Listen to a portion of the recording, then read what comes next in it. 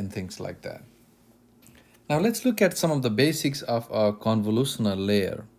So when we say convolutional layer, what we mean is, say we have an input image, then just like the feed-forward neural networks where we have a bunch of neurons in the first layer, a few neurons in the second layer, and so on, we may have in one convolutional layer, maybe one convolutional neuron, another convolutional neuron, another convolutional neuron, and so on. So a bunch of convolutional neurons in the first layer, say L1, and another set of convolutional neurons in second layer L2, and so on.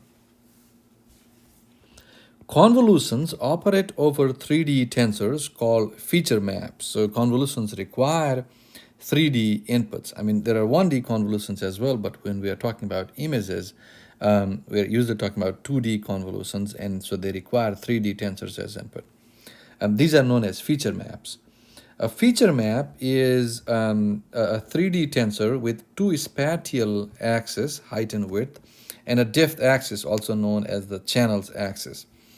So if you look at this image here, then I can obtain red, green, and blue channel, right? So red, green, and blue channel from this image. And here my image has maybe width, height, and here it also has depth, which is also known as the channels of the image. So this is a 3D tensor overall.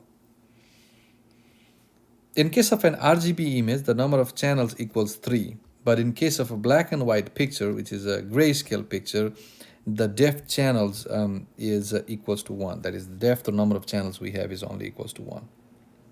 So imagine this whole thing. Let's put all of these RGB channels, all of them, into a single input, and let's imagine this as an input volume. Input volume, because we have width, height, and depth in our input. Now, what one convolutional neuron does, also one convolutional neuron is known as a filter, right?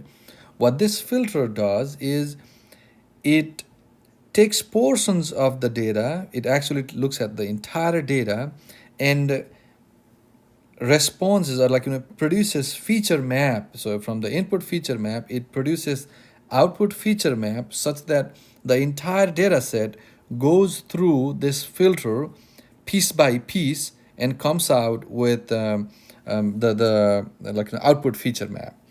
So the convolution operation extracts patches from its input feature map and applies the same transformation to all of these patches, producing an output feature map.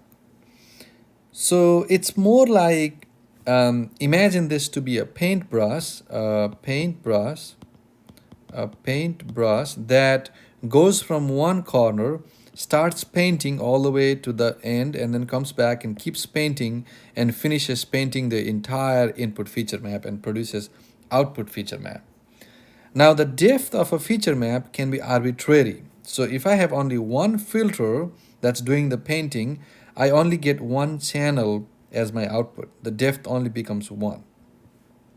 But if I have 10 filters like these, then each filter produces one output feature map, so then I get 10 feature maps, 10 layers.